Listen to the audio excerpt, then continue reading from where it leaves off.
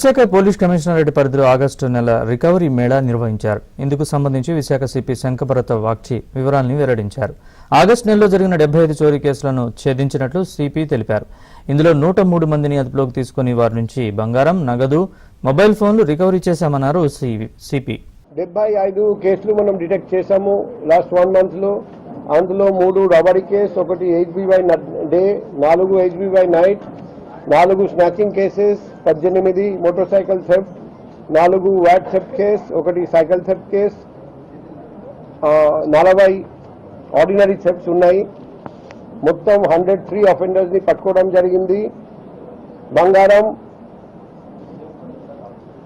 527.395 grams, cash 5,70,500 రూపాయలు, 18 motor cycles, 423 mobile phones, Sony LED TV 1, 15 car tyres, 2 auto tyres, 1,24,953 రూపాయలు.